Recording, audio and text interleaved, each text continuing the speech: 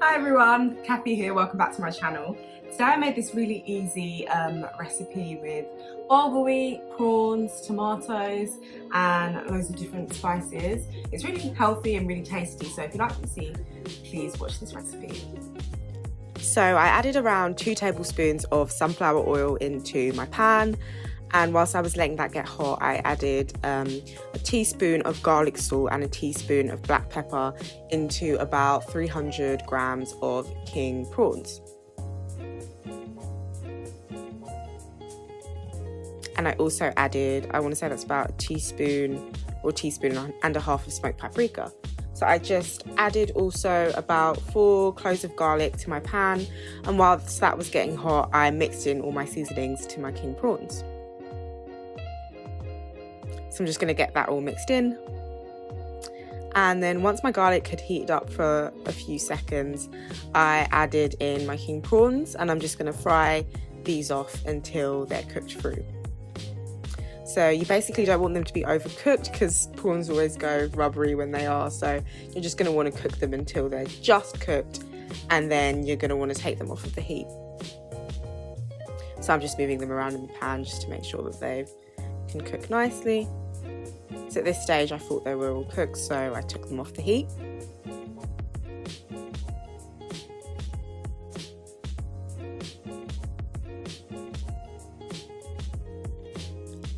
I then added my chilli, so I added about half a scotch bonnet chilli into my pan. So this is quite spicy.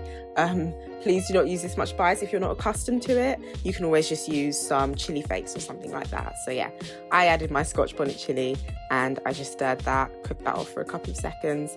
And then I added about a tablespoon of tomato puree, and I'm just going to cook that off as well so that it can just meld in with the nice flavours, the garlic and the chilli. So I'm just going to stir that together.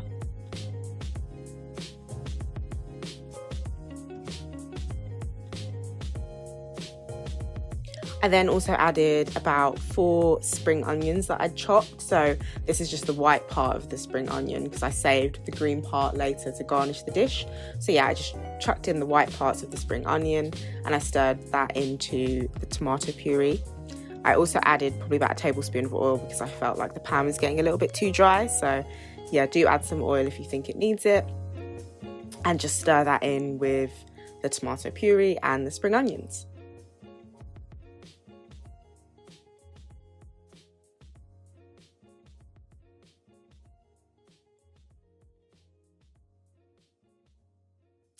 I then added about a cup and a half of bulgur wheat. So bulgur wheat is a really nice alternative to couscous or rice even. It's really low calorie, even better for you than couscous. And yeah, I love it. So yeah, I added about a cup and a half of bulgur wheat, and I'm just going to stir that into the tomato puree and the spring onions.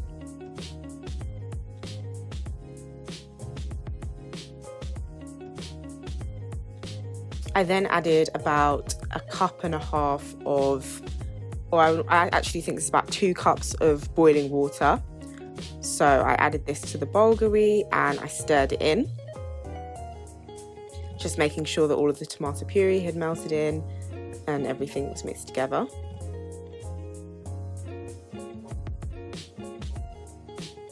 I then added 1 chicken stock cube, crushed that in. If you don't have a stock cube, please just season with salt and pepper. But yeah, I added my chicken stock and I stirred that in.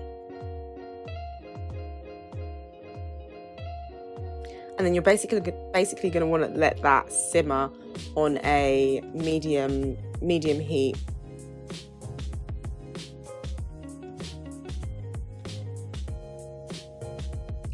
And once most of the water has evaporated, once it looks something like this, you're going to want to turn the heat off and cover it with a lid. I couldn't find the lid for this pan, so I'm just covering it with an extra large plate. So you're going to cover it and let it steam, and that's going to basically make sure that all of the liquid has been absorbed into the bulgur.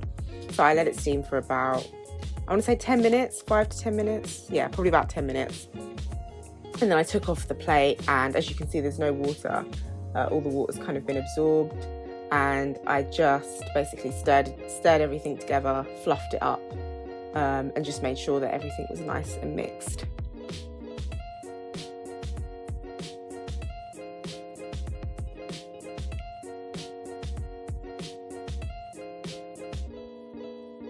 Once I do that, I then cover it again, but I just cover this for around 5 minutes, just to let it steam again for 5 minutes once it's been stirred.